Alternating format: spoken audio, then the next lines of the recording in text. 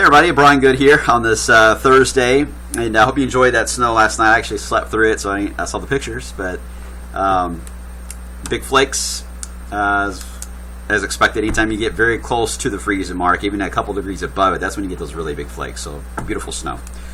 As you look at the snow stats, by the way, we officially got a trace, so our snow stats did not change for the official records in Louisville. We are obviously still behind. We should be at 8 inches. Last year, at this point, we were at 9.4. Normal, by the way, is 12.5. So, how are things looking down the road? Well, we have one item that we'll be discussing coming up for Wednesday in a lot of detail, and then I'll discuss the longer term in a second. First off, today we've got the flurries moving out of here. We're getting that clearing sky working its way in, but it is cold, 26 degrees as of the taping here, and very little movement today. We may inch above the freezing mark for an hour or two today, and that's it. So very cold compared to what we've had to deal with lately. Big story, by all means, Northeast, and slammed with a nor'easter / blizzard. Snowing hard in Boston. Schools are out there today. I know you snow lovers are just salivating right now. Look at this, like, oh, come on. How do they get all the bots fun and we get nothing? But you know what? They've been somewhat starved too. So for their sake, I'm glad for them. I'm trying to be optimistic here. New York City getting hammered, of course, and all the way out to the coast, which is hard to do in these nor'easters. They got to go offshore enough to get that cold air on the east side of I-95, and this one's going to do it. In fact, blizzard warnings are out now for Long Island all the way to Nantucket. So what a mess up there. All right, well, that's I won't rub it in your face even more than that. But here's our next system that's carving out quite the trough there in the Pacific Ocean, moving into the Pacific Northwest.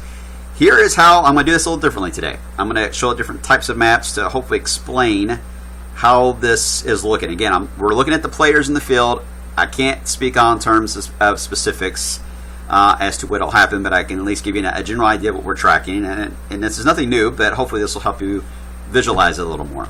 This system that is now moving in the coast of California, all right, it is going to track into the plains, and then one piece will head in here for the weekend, give us that warm weather and rain, some thunder.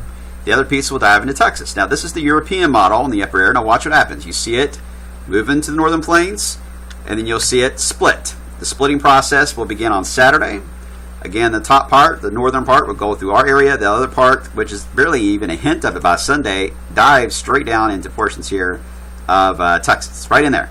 So then, what we need to see is how the energy up here in Canada and Alaska is going to drop down. It's going to try to carve out a trough.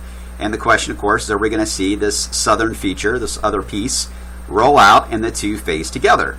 That is what we're tracking to see what will happen next week. So here's the Euro. Again, they're split now on Sunday.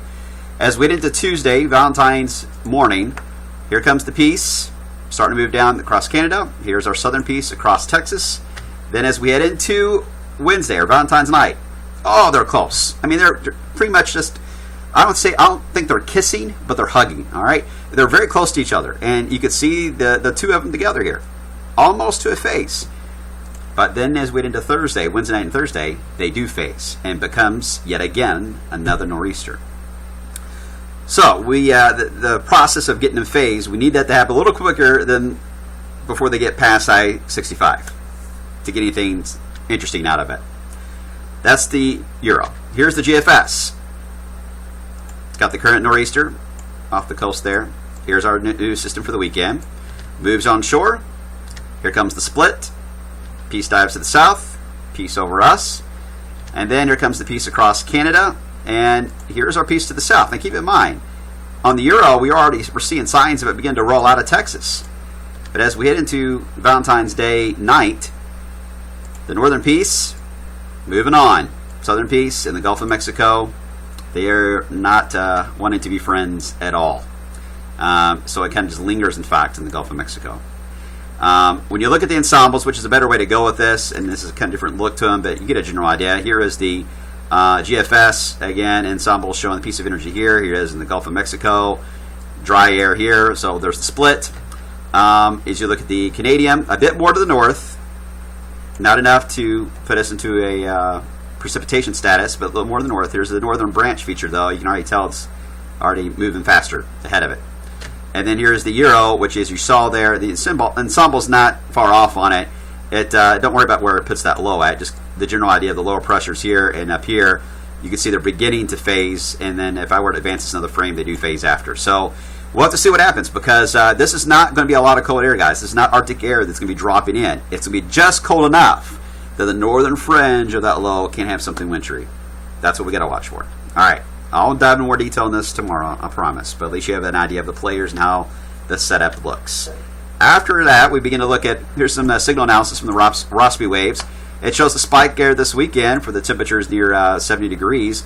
And then for next week's system, I mean, you see the dip, but again, we're not talking about Arctic air here, just cold enough to give us a potential wintry event. So it seems right on track. But then you get the big spike, and then you get the big drop that has been on this signal analysis for several weeks now. It's still there. What's still going to lead to that is still a good indicator of strong low pressure rolling out into the plains. GFS is still struggling on how that's going to evolve. It doesn't even work with the low pressure at. These are the ensembles. But the Euro puts it in the plains. Canadian, same deal. But, I mean, a strong flow off the Gulf of Mexico, warm. Thunderstorm potential is there. Interesting enough, when you look at more of the signal analysis from the Rossby waves, here's that warm surge right there as we hit about the 20th. It shows us dropping dramatically the last couple days of the month, heading to about maybe 1st of March. And then we try to rebound again after that. So we'll deal with that later. But as you can tell here by looking at this, the way things are lined up, significant ups and downs. Got to take them one at a time, guys. So we'll talk tomorrow.